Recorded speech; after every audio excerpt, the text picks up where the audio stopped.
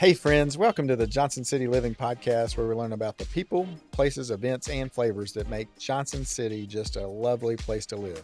I'm your host, Colin Johnson, with the Colin and Carly Group and Keller Williams Realty. If you're interested in buying or selling a home in the area, or if you're looking at investing in a rental property, give us a call at 423-930-8003, and we will look forward to helping you. Now, let's get to today's episode. It is a beautiful day here in Johnson City. It's a little hot. It's July. Things are heating up.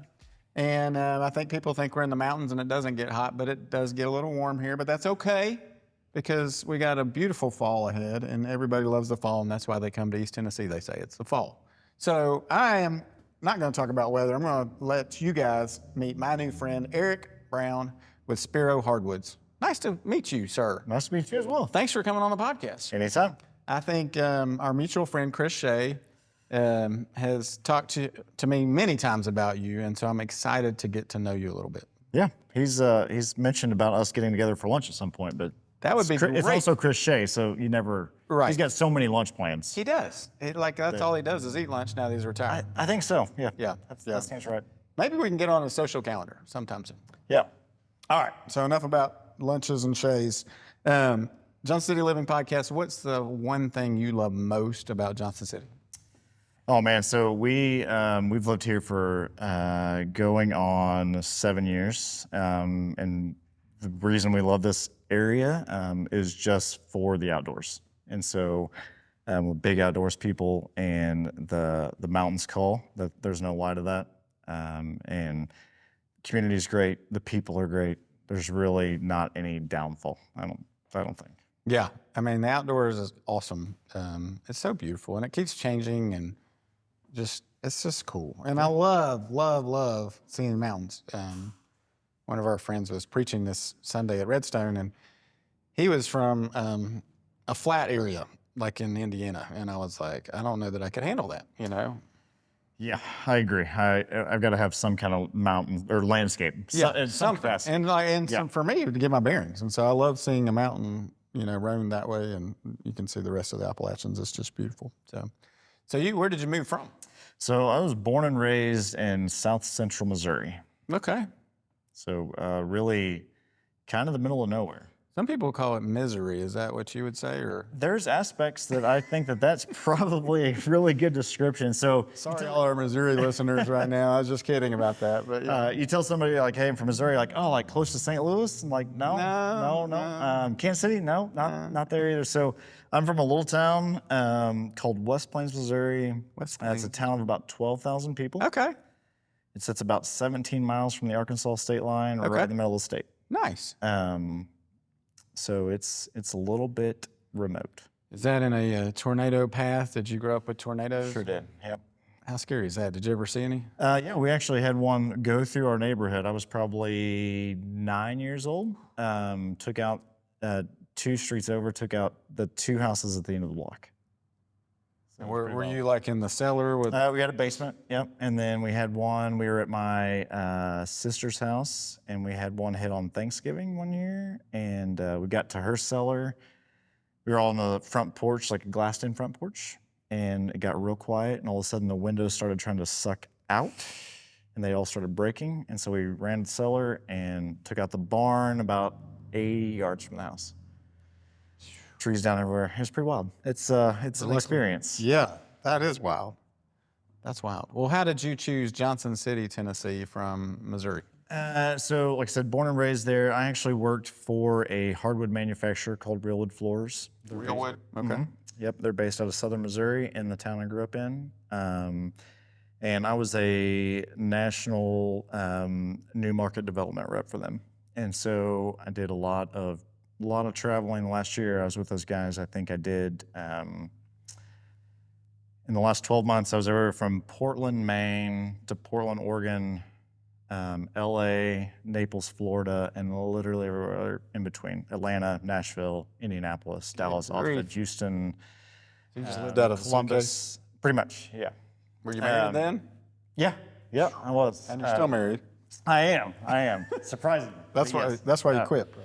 And so anyway, I spent a lot of time. I was in charge of. They've got a little bit of a different business model as far as a manufacturer standpoint. We can kind of get into that, but I built their markets in both Nashville and Atlanta and Indianapolis, and so I spent a lot of time. We had some accounts in Knoxville as well, but I spent a lot of time in Nashville and a lot of time in Atlanta. And this is kind of when we first moved out here. That was kind of the plan. Was I was going to stay working with them, and I was going to help with those markets, and then also Charlotte and Raleigh and some new territory. And this was really just a kind of a good middle ground where I could get to both of those markets without it being, 12, 14-hour drive from Southern Missouri, or plane rides or whatever. We're in a great location for that. Like, we're kind of the hub of the spokes for all that. Yeah. And I had a guy move here one time because he said we're a great distribution area because FedEx would FedEx stuff same day almost, or next day for the same price as like a UPS package thing. Yeah. Just because it was so perfectly located. So it was kind of a whirlwind thing. We decided that we were going to kind of do this. We'd kind of been praying about leaving Southern Missouri. Just we needed a change as a family, and so we're like, we'll list our house. We built a house on 20 acres in rural Missouri, which that's pretty exciting. There, that's a small There, lot. that's just kind of your average lot size. That's actually kind of on the small end of things. That one just has 20 acres, no big deal. Yeah. So like 20 acres there is not, $200,000. It's like $35,000. Oh, wow. Yeah. Man. And so anyway, we kind of prayed about it, and we said, you know what, we're just going to list the house. If it sells, then we'll know we're supposed to go. Yeah. Pretty simple. So we listed our house it hit the market on a Friday at 5 o'clock. We had a cash buyer Monday morning at 8:30. You're So like, we're okay, Lord, here we go. Okay, well, I guess it's time to go. Yeah. And so we actually had a vacation planned. We were going to fly out of Nashville for a trip. And so we're going to leave early. We're going to go check out Johnson City and Kingsport, maybe venture down to Asheville. And we drove into Johnson City, and we're like, This is it. oh, there's no point. Like, we didn't look in Kingsport. We didn't make it to Asheville until after we moved here. Oh, wow. So we drove out here on a Friday, put an offer in on a house on Sunday, and then went on a trip on Monday. And then 30 days later, We're here. we were here, Boom, boom, boom. just like that. Man. It was Pretty wild. cool. That is wild. And so school starts later in Missouri. So Okay. school starts like mid-August. Oh, wow. Yeah. So this was the end of July, and we're like, we come out here like on, I don't know, July 30th, and like, yeah, I need to get Drew registered for school. They're like, school starts Monday. And I was like, Oh, well, that's good. That's good to know. can he catch up? Yeah, like we got here on Friday, he started school on Monday. That's So, awesome. Yeah, we were a little bit behind the 8 ball on Yeah, that, but sorry, it all Drew. worked out. Yeah, he's like, man, I was supposed to get another month of summer. No. Right, yeah, no, not here, you don't. Yeah, this is a short summer. I had some other people talking about that the other day. Like, schools just kind of get started again pretty quick. That's awesome. Yeah. Yeah. It's And fun. your wife's name is Rachel? My wife's name is Rachel. Is she pretty on board with, was she kind of like, all right, this is the Lord doing all this stuff too? Because Yeah. it's stressful to move, right? It is, but no, like I said, we'd probably spent a year or two Really just bringing kind of tossing out the ideas. And we'd kind of thought about some different markets. Like, we kind of looked at maybe Central Texas somewhere, Colorado. Texas got kind of nixed pretty quick, but it was really between like here and somewhere middle Colorado. Okay. And then, like I said, we came out here and we're like, no, this is This is where it needs to be. It's sad. I think it's really cool that, one, you had been praying about it and came here. I feel like there are a lot of people being drawn here by the Lord that don't know him, whether they know it or not. Right. Because we're a great community to love on people and teach them who Jesus is. absolutely. And it's kind of beautiful. And so I think it's really cool that you were following the prompting of the Lord. And Yeah, that was kind of our prayer. Realwood Floors is a very Christian-based organization. When I worked there, I think we had 3 guys that were pastors on staff. Oh, that's cool. That wasn't their role at Right. work, right?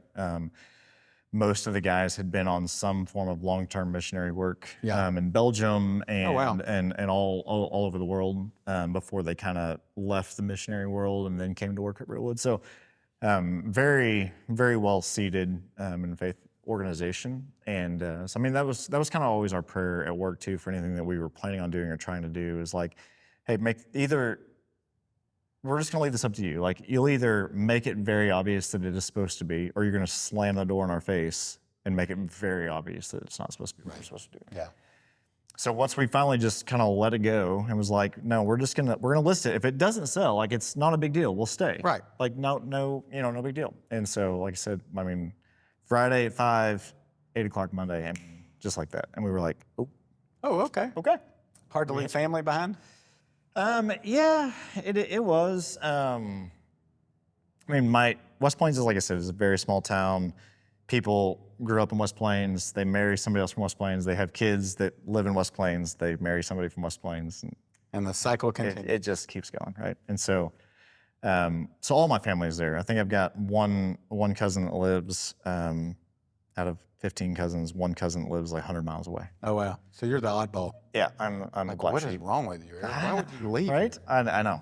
I was kind of told by that people that, Yeah. like, why are you doing this? I'm like, You're making a huge mistake. I just feel like this is where we're called to be. So I don't know what else to tell you. Mom and dad are like, I didn't hear that call. You know, you need to Yeah. stay close. Yeah, my dad's been very supportive, and he actually comes out here, 3 or 4 times a year and spends That's cool. a week, 2 weeks at a time. That's great. Yeah. That's great. Okay, so Realwood, and then how did you transition from Realwood to your own hardwood? Yeah, so it just flooring business? yeah, that transition was a little bit like,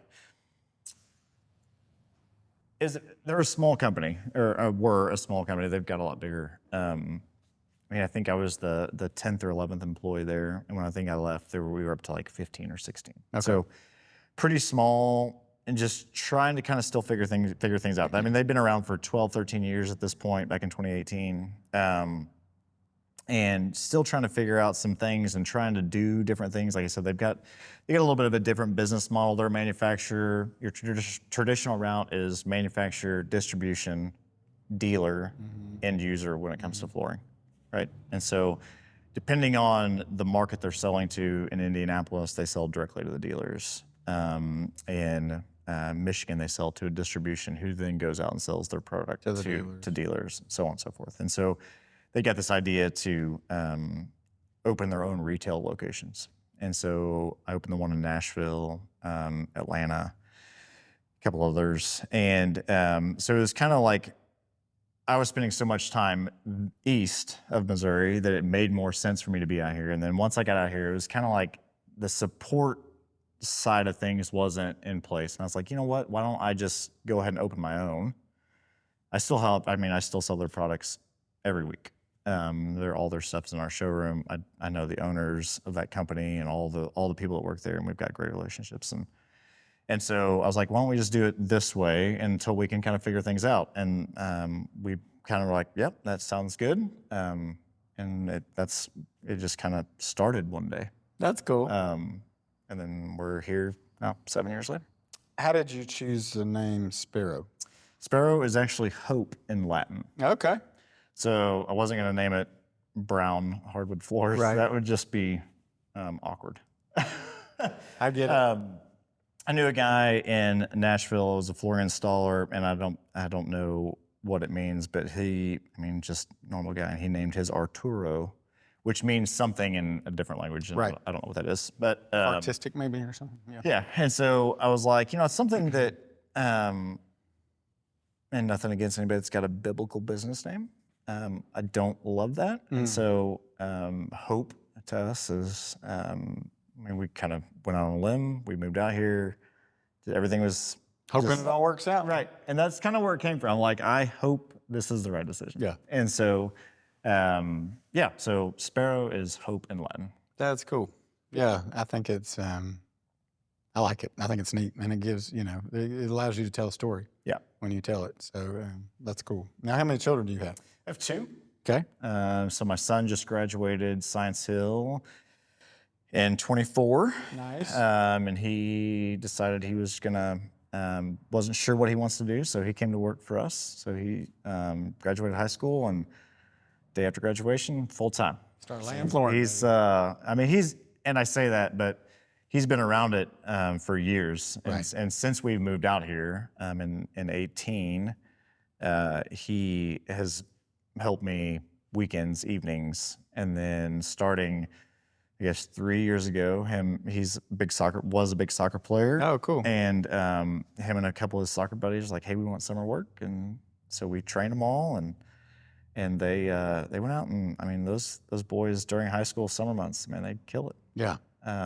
Tear outs, did some easier install work, grunt work, cleaning, whatever. But so he's cool. like, I think I could do this for a while. Yeah. So, and then my daughter and her husband live in Washington, D.C. Oh, wow. Okay.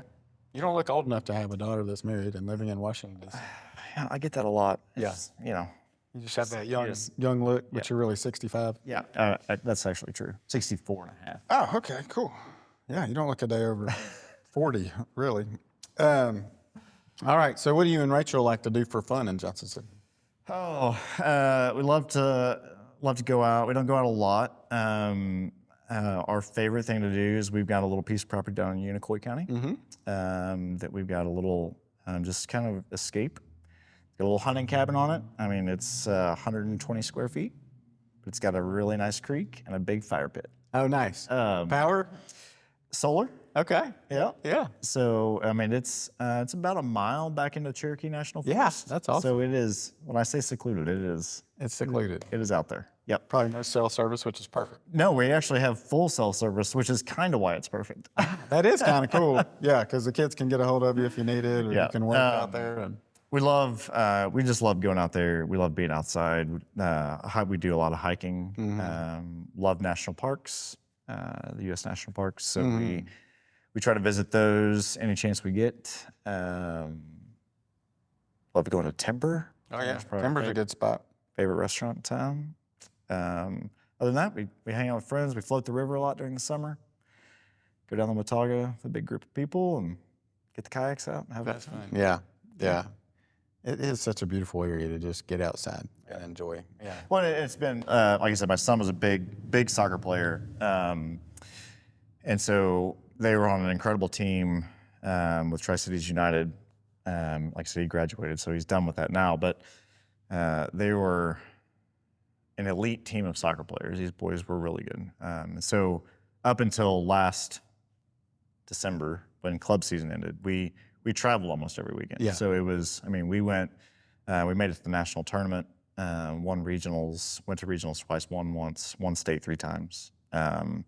We went Las Vegas, Iowa, Alabama, Mississippi, traveling Georgia, lots. North Carolina, South Carolina, Virginia. That's a commitment. Yeah, it was. It wasn't cheap. Significant. Right. So lots of travel. So since he's graduated and became an adult, that's what we tell him. We've got to actually enjoy some just time, because other than that, we were usually traveling, I don't know, 35 out of 52 weekends a year. It's a lot. A lot. Did he didn't have any ambitions to go on to college and play soccer? Or? I think that there was some. About 3 weeks into his senior year, he blew out his ACL, and so that kind of Put it on the back burner for a while. Did he heal up enough to play? I think he could play a little bit now. He's a little over right at, I guess, a year and 2 months out of surgery now. So they said nothing really significant for a year, and so he's kind of at that point now. And he's more of a golfer now than he is a soccer player. Nice. He tries to be. I like the golf. It's it's really good. So, yeah, just going back to the hardwood flooring, I guess. Did your family, was it in there, like in the family? Or, I mean, you said you worked for a flooring company growing up, but I mean, how did you get it? There's a million jobs you could pick from. Sure. And I've done a million jobs, honestly. What was your first job? Well, let's see here. So my first job dealt with wood. So my grandparents own 160 acres in southern Missouri. And about every 10 years, they would have it select cut. They would have it logged off. And so I was probably 15. My cousin was 14. He was a year younger than me. And so they'd had it logged, and there's all these treetops. So we decided we were going to cut firewood. Or we'd go out there with my uncle. He burnt firewood. And we're like, we could sell some of this. We got way more than you need. So we would go out there. A all winter long on the weekends. We'd cut firewood and cut firewood and cut firewood. And then we started selling to local businesses that still heated with wood. And so that was my first like real job. Good for you. I guess. And then graduated high school, went into finance, banking, went to college, and then went into banking and did that for a number of years. I worked for Coca-Cola as a sales rep for a number of years. I've done insurance. In the meantime, again, we've got all this land and timber, and again, my dad and I got the idea we were going to buy a sawmill. Now, my grandpa was a woodworker and a preacher, and so he kind of did both of those things. That's cool. I grew up around, I mean, me and him always in the shop, and he's building birdhouses and trinkets and knickknacks and stuff like that. So I've spent a lot of time around it. Dad and I got this idea, like, we got all this timber, like, let's buy a sawmill. So we bought this big old 16-foot long band mill, and we started milling cedar lumber and pine and oak and hickory, and we started selling it to different people for different things, hope chest, and did a little woodworking. And right after high school, I actually went to work for Spero Hardwood Floors. Oh, yeah. Working probably the worst job I've ever had in my life. 100 degrees outside, stacking down lumber that just came out of a kiln that was Already hot. 160 degrees on asphalt.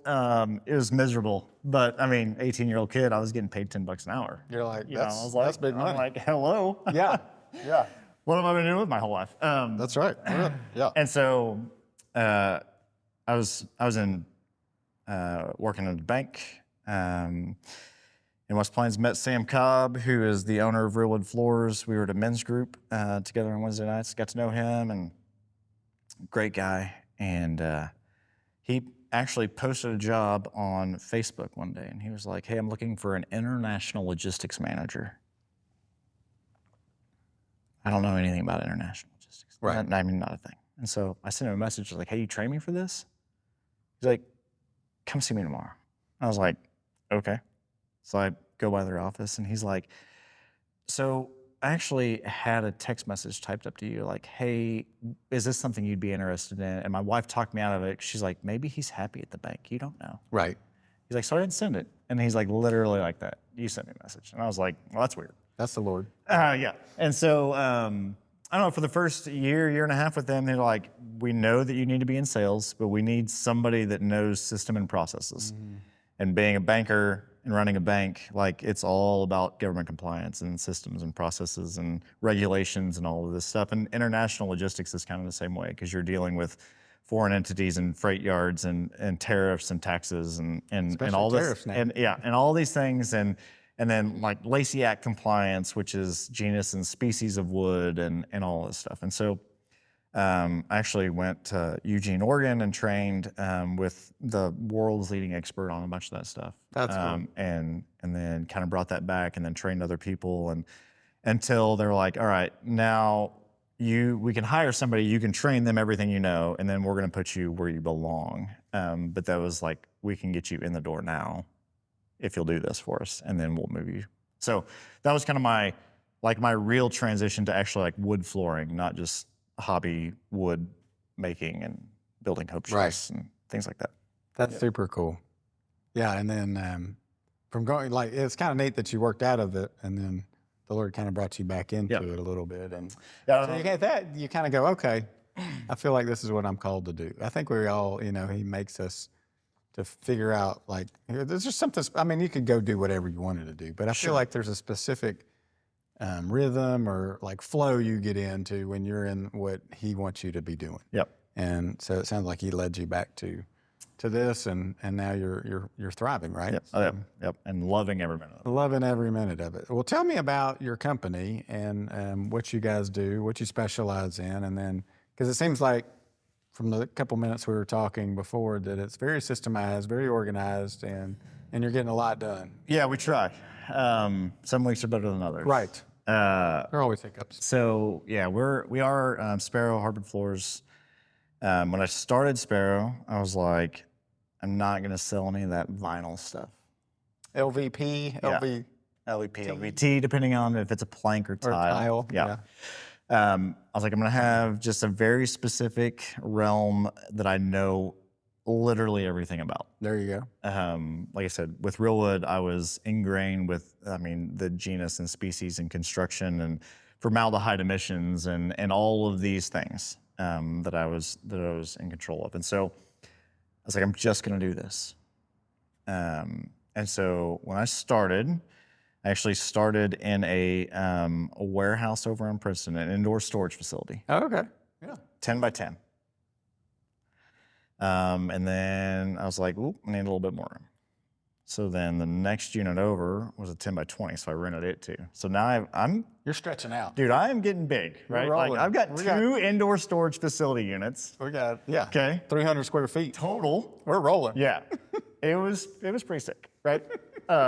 So that goes on for, 6-8 months, and then they finally expanded the backside of this, and they're like, hey man, we've got like a 20 by 30 unit in the back. And I was like, and it has lights. What?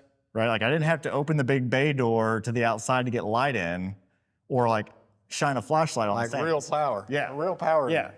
So it was real sketchy. You get most of the time the ladies pick the floor, right? So you're like, hey, meet me at this address. And you meet them out front of the storage. You're like, no, we're going to walk all the way to the back. And It's cool. Just come on back to my little layer. It's fine, right? Like, I promise I'm not creepy. Do I need to like call my husband? Yes, I'm you do. like, hey, probably. You better turn on definitely. your Life 360. Yeah, definitely turn on your location services. Make sure that everybody knows where you're at. Shoot. So anyway, I was in there for, I don't know, two years or so. 2.5 years. Kind of right there by Evergreen, right? Is that the storage place? Yeah. Yeah. Okay. Mhm. I know where you're at. Yeah, it was extra space, then it went to something else. Yeah. They just logged off the corner across the street from that on Princeton and Oakland. I heard that was because homeless were making camps in there. Ah. So I didn't know what the reason was. They said, well, just cut all the trees down. That's one way to do it. I suppose so. There you go. I thought you were lumbering it out for some flooring. So anyway, now we've got a So we location. moved on? Yeah, we've got a location on market now. We've got a 1,300 square foot actual showroom. It has its own lights, air conditioning, which people say is important. That's fancy. Yep. Got a warehouse, a little warehouse that's about 1,500, 1,600 square feet. So back to your question, so we wood only, and then we started our business whenever I was with Realwood. I would go in and develop markets for their retail store, which is their product only. And originally that started as hey, let's go after homeowners. Mm-hmm. So when you're looking at a wood flooring business, like I said before, manufacturer to distribution to dealer to end user. So if you're selling to end user / and then homeowner, because I would think you're kind of the end user. End user would be the homeowner. That's right. so You're saying end the user. customer at the end of the day. Yeah, and so that they're like, if we could take our product that we normally sell to a distribution partner at $3, and then that gets marked up to $3.75 to the dealer, and the dealer then marks it up to $6. There's some profit there, right? If we can kind of cut that out, and we can just set up our own retail store, and we can sell directly to the end user, and we can sell the same product that we're selling for $3, and now we can sell it for $6.75. Duh. Right? Right.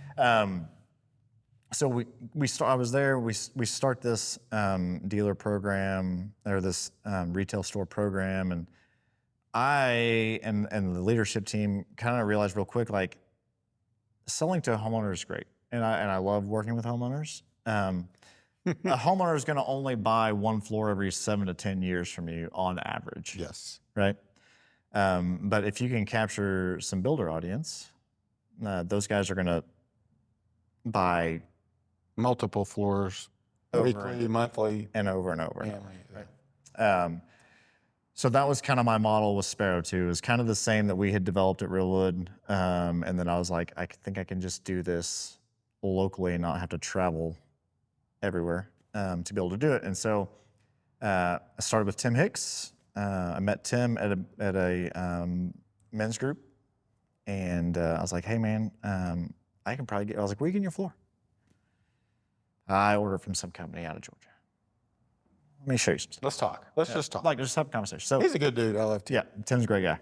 I got to deal with Kyle. And like we were in men's group together for 2 or 3 years, and now he's like all famous state representative. Fancy pants. Yeah. But anyway, so it was them, and then I got a little traction there, and then with that came, Pat and Christy Weber with Ingenuity, and then some Buckingham work, and I mean, one thing just kind of led to the next, and so starting to do spec houses, and people were like, "Hey, I got a client, we're doing a remodel, they want some LVP." Okay, I'll bring in a rack of LVP. That way I'll have it as an option if somebody wants it. Well, then we start selling a lot of it. And then, okay, we need more than 8 colors. Right? People Slippery probably slope. want more than 8 colors as far as options for their entire house. And so, I mean, whenever I started, I had Realwood's product. I had some stuff from a couple other manufacturers, and now we've got close to 400 hardwood options and probably close to 450, 500 options of luxury vinyl plank. And most of your spec stuff, your spec home builds anymore, we've still got a couple builders that are still doing an engineered hardwood in those, but primarily that has all kind of shifted to a vinyl plank. Yep. And so what started as I'm not going to sell this is probably now 65% of my business. Does that hurt your feelings?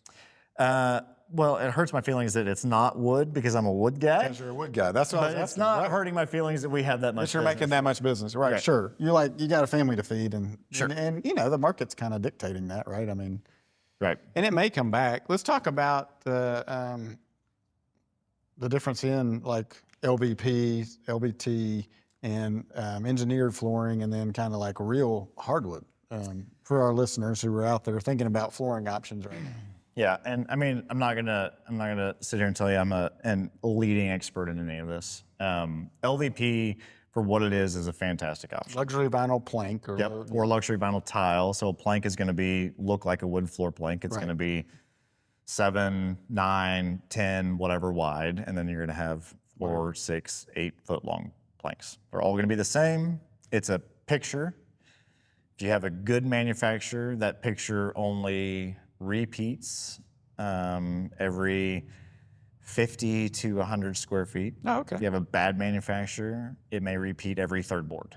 Okay, so you'll see the exact. You look across the floor, you see the exact same knot every other row. Isn't that funny? And so, I mean, it's a great product. It is waterproof. Very durable. It's very durable, scratch resistant, not scratch proof. Right. You drag a 200-pound pocket door, barn door, with a nail sticking out of the bottom of it across the floor, it's going to scratch it. Right. It's going to scratch concrete. Right. So there's just a lot of people are like, I want to do LVP if I ever have a flood in my house, which is true. It is waterproof. Right. But if the water gets under that LVP still needs to come up. Because You got to dry it out. You're gonna have some old issues. Yeah. Right. And so the good thing about that is a lot of times you can pull that up if you have the space to allow it to dry. You can dry it and you can relay it. It can be reused. Which is pretty cool. Yep. Yeah. So I mean, great if you've got young kids, pets. They're just not gonna give the wear and tear that you're gonna get on a wood floor. Yeah. With a luxury vinyl product, and like I said, plank or tile. And then your engineered hardwood, a lot of people have I don't know if it's a misconception about what an engineered hardwood floor is. Yeah, I think they do. Probably. I'm with you. I probably have some misconceptions because I've seen very different styles of it. Sure. And it's evolving all the time. Yeah, and there's a lot of things that happen with an engineered floor that either people don't understand or don't know. And so a couple of those things are, an engineered floor is just a multi-layer of hardwood product finished with a top layer, which is called your veneer. Right. Okay. So this all started back in the, I want to say, late 70s. So people are coming back from war. Housing production needs to increase. So everything is getting a hardwood floor. Well, what they're having to do is to increase production on home building, build on slab. But then on slab, you've got to glue down plywood so that you have something to nail your hardwood floor to. Right. So if you just take that 3/4 inch plywood and that 3/4 inch hardwood and you compress it into something that's 3/4 of an inch thick or 5/8, 9/16, whatever, you can then go straight to the concrete with that with a vapor block. Gotcha. Okay. So the idea behind engineered is no different than a solid. There's nothing about an engineered that is, well, with us, there are manufacturers that do make an MDF core with a hardwood top layer. I would run from that as fast as you see it. We don't sell any of it. I don't offer any of it. If it comes in from a manufacturer, it goes. Tell me why. Is it just not going to last, or MDF Yeah, going to break MDF down over time? Yeah, if you get some water that penetrates any of those seams in the floor, that MDF, you've had a piece of MDF furniture, right? Gets a little water, and what was half an inch thick is now like an inch and a half at the bottom. True. It's like a sponge.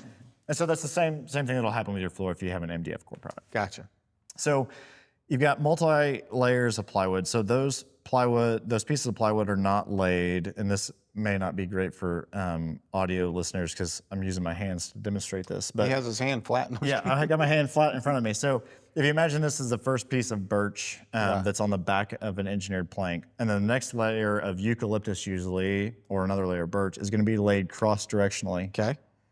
Right, so as it goes up, they're each laid cross-directionally until you get to that top layer. Okay, so the reason they do that is a 3/4 inch solid piece of floor expands and contracts as one piece. Gotcha. That whole 3/4 inch. The multi-directional core of an engineered product are going to try to expand and contract against each other. So they pull against each other and doesn't allow the expansion and contraction that you get with a 3/4 inch solid. Gotcha. So all that to say, an engineered product is extremely more stable for high humidity environments.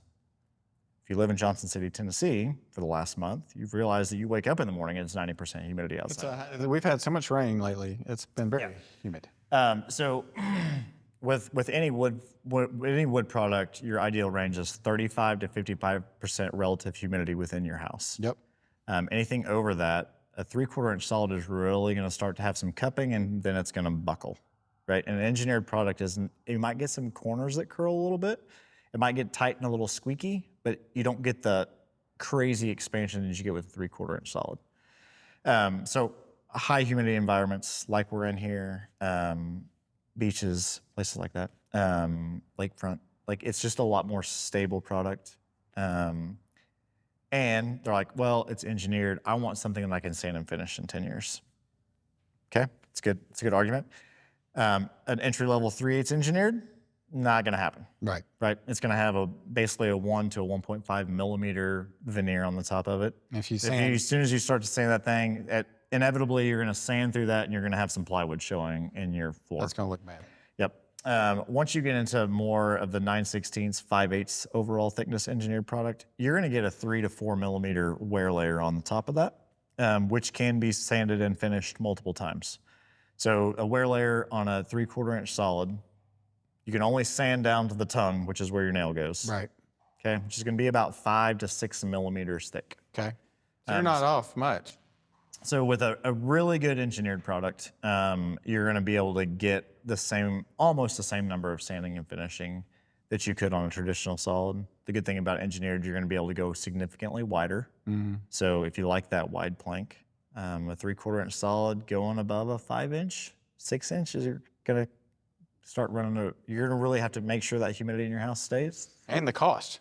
Yeah, it's going to be significant. It's going to be crazy. And since COVID, 3/4 inch solid pricing has went up dramatically. I can get you into a very good engineered for the same or less money than I can get you in an 8.5 with a 4 millimeter sawn veneer for the same price as a 4.5 inch, 3/4 inch solid product. And for the listeners, ballpark it like on just entry level or whatever, like a decent mid-grade hardwood and engineered, like what you're comparing it to, like per square foot. For me or for other people that sell wood floors? Oh, well, I mean, obviously, we want all of our listeners to come to you directly. Yeah, of course. So what the customer is going to be looking at through Spero. I say that because we don't buy anything through distribution. So we have eliminated the traditional route to market. If I can't have a relationship with the manufacturer directly and buy directly from them, then it never enters my showroom. Yeah. Which in turn for the customer ends up usually at 25 to 35% off of retail. Which is great. So I can get, for mid sixes, I can get you in a 7.5 inch wide, 7 foot long, engineered with a 3 millimeter sawn veneer to it. And you're saying mid six, like dollars per foot? Yeah, like 650, 660. Gotcha. Somewhere. That sounds pretty reasonable. A 5 inch solid is going to run you about the same. Okay. The cool thing about though is, again, you're 5 inches wide. You're going to get boards as short as 8 inches. Now and a solid. On the solid, is it already finished? Yeah. And we do both. Okay. We have access to unfinished materials. So if you want to have that super glossy, shiny Bowling alley. yeah, finish in your house, you just go with an unfinished, sand it down, put a coat of stain, but I mean you're not going to get shorts like you do with an engineered. You're going to get, your shortest board's going to be 18 to 24 inches. Your overall average length, which aesthetically is what you're looking for, is going to be significantly higher with an engineered product. You're not going to end up with all those little bitty tiny short boards. Yeah. So aesthetically, for your space, the longer and the wider you are, as long as you've got a big open space. It sounds like to me you're selling a lot more engineered flooring, probably. Yeah, and I will. I mean, anybody that comes into our shop, if whatever you want, I'm happy to provide for you. Right. I'm going to tell you every pro and con about both products. Sure. And then you can make your decision. Yeah.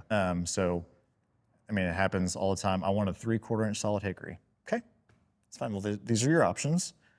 Why do you want that? Well, I want real wood floor. Okay. Well, if that's your hang up, I want you to know everything about engineered, and then you can make that decision. And that's fair.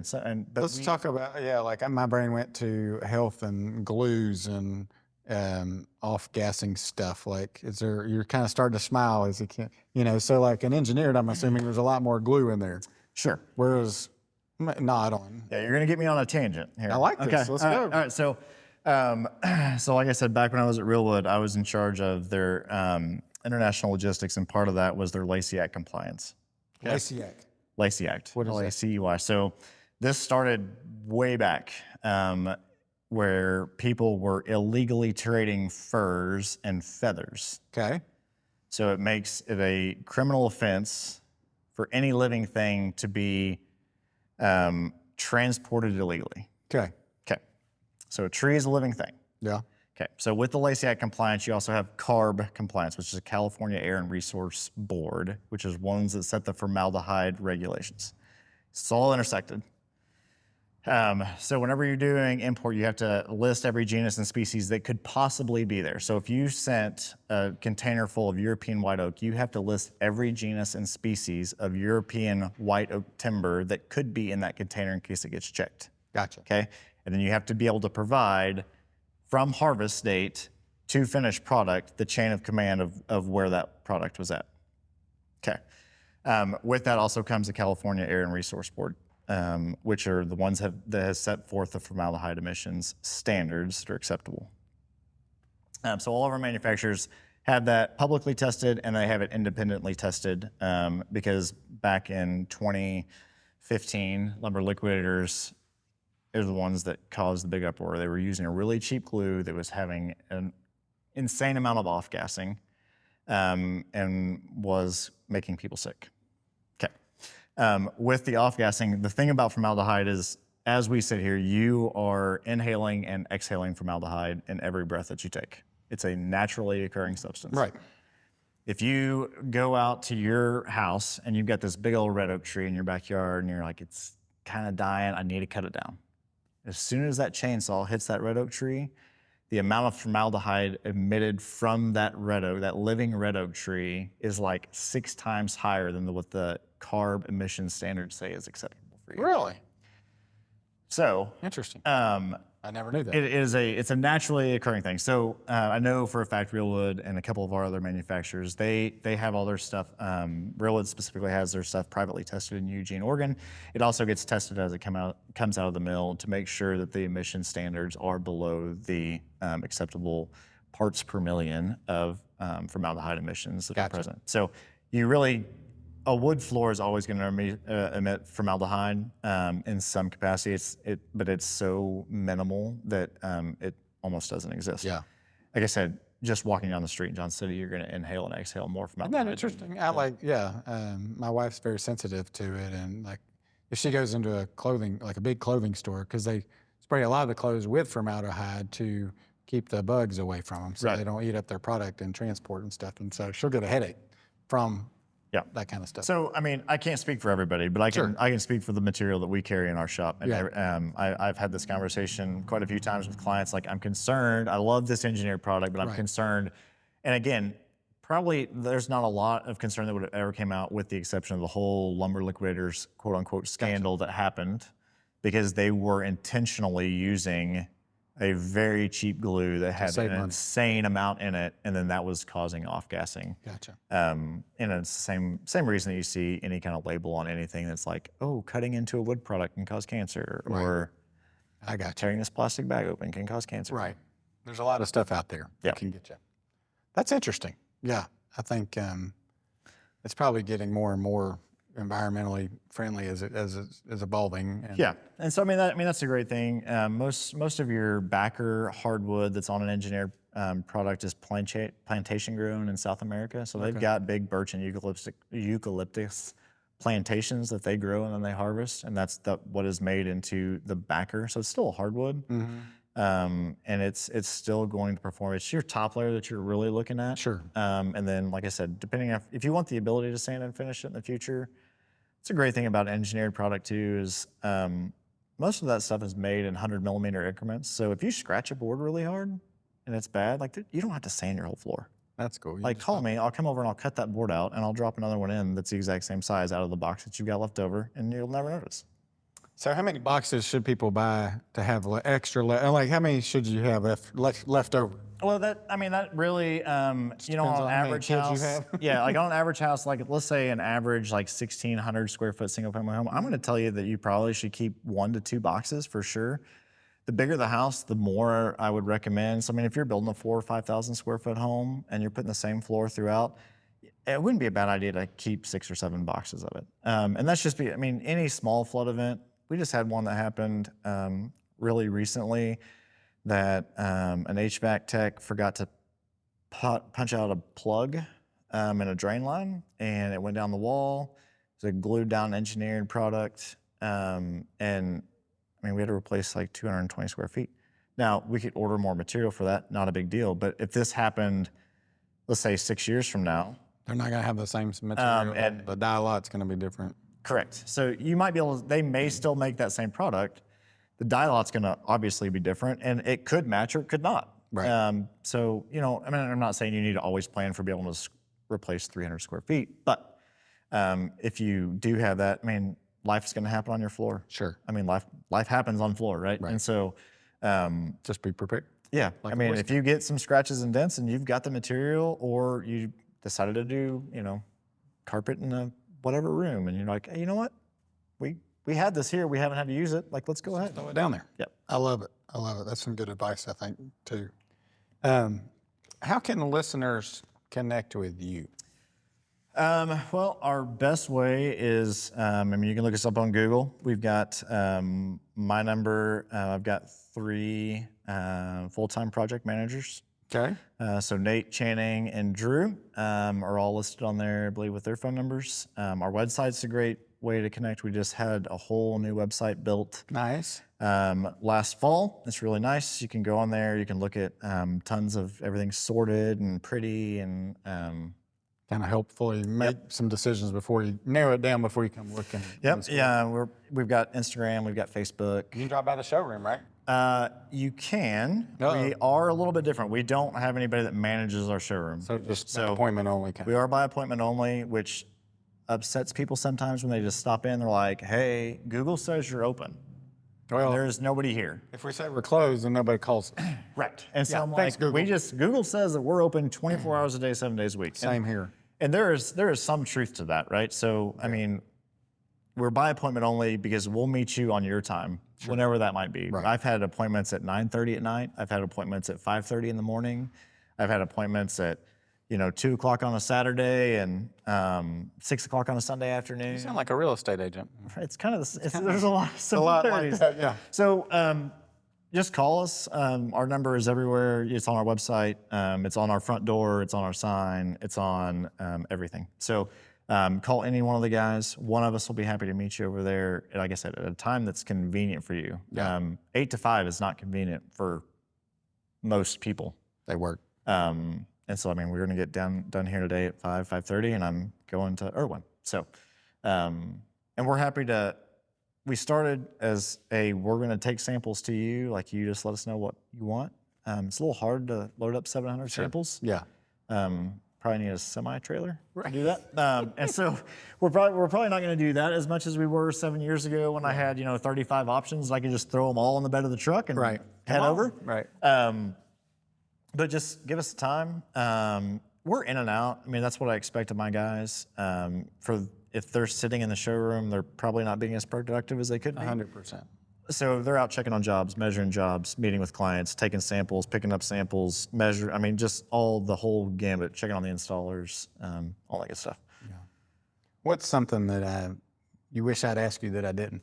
Anything we haven't covered? I mean, the only thing is we feel that there is a huge importance to the purpose behind Spero, and that is we want to help in any way that we can. So I get a little bit emotional talking about it, but we are a huge supporter of Isaiah 117. Mm-hmm. We set aside, that's 5 or 10% of every dollar that we make goes to Isaiah every month. Oh, that's cool. Yeah. So we've been, the Paulsons are fantastic people.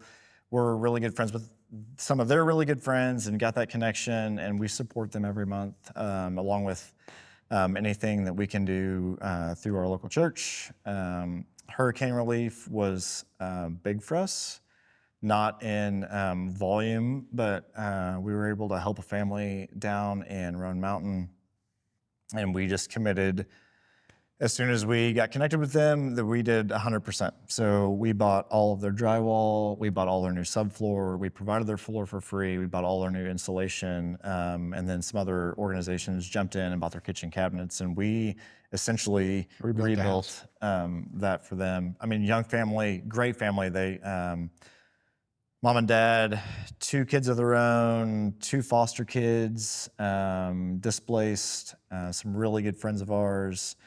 Helped them out. They've got an Airbnb down in Roan Mountain, let them live in it for like 3 months for free while we worked on the house and got them back in it. So we love to try to help any way that we can. I mean, there's only so much we can. I mean, obviously we can't give away a floor every single day, but I think stuff like that. Another great thing. Yeah, and I mean, Carly and I love helping people, however that looks. And, and I think it's another great thing about our area. Everybody loves to help each other. Yep. I mean, we crushed FEMA and probably what happened in oh my God stuff. You know what I'm saying? Like, and it was just kind of beautiful. Yeah, there were days. Drew and I were actually out working on a staircase up in Kingsport. The morning after, as Irwin was flooding and all that stuff, and the next day, he and I both had trailers hooked to the back of our truck, loaded with stuff that we were picking up from other people that we know that were gathering supplies, and we were making runs and side by side down in North Carolina and chainsaws. And I mean, we spent, 2 or 3 weeks just, as hard as we could go, doing anything that we could do. And then, like I said, we found this family, and it felt like a perfect fit. Yeah. So, but we're a Christian company. We love that we've got a great team of people. Like I said, we've got 3 full-time project jam managers and myself. We've got a full-time delivery crew, 7 install teams. How many total employees? Most of our install teams are self-employed, so they're 1099 employees. Subcontractors. Yep, they're subs. We actually employ only 4 people as a W-2. Okay. We've got, like I said, we've got one guy that's a commission-only sales rep, and then everybody else is 1099. But we've usually got about 20, with spouses, 25 to 30 at the Christmas party every year. That's cool. Which is kind of epic. That's fun. That's a lot of fun. Last question. What gets you just fired up? And I could see a little bit of it when you were talking about helping people, but what, like, just, let's go. Yeah, I don't know, man. There's a lot of things. I love what I do because I get to work with my hands. And so, like I said, we've got this little property out. I'm building an off-grid cabin out there. So, like, weekends, like, if I can wake up on a Saturday, I don't have anything else to do. Like, I can load the tools up in the truck, and I can go out there, and I can sweat, or I can freeze. Right. And I can create something. I think that's probably what drives me most, is just being able to go out and enjoy the outdoors, and then also be able to create something in that space. Yeah, but we love giving. We love our church.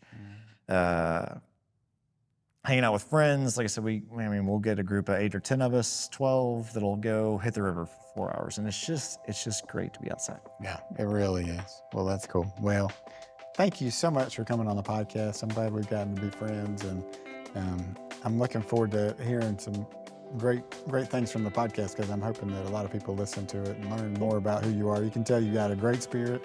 Seem like a great dude. I wish you the best. I know the Lord's blessing you, and just continue to do good in our area, and just continue to floor the area and make it look better. All right, we can do that. Yeah, you can do that. Yeah. Well, thank you so much, and thank you guys for listening. If you need hardwood flooring, you can call my buddy Eric. And if you want to buy or sell a house, or invest in real estate, or need property management, that's what we do. Call me. Thanks so much for listening. We'll talk to you next time.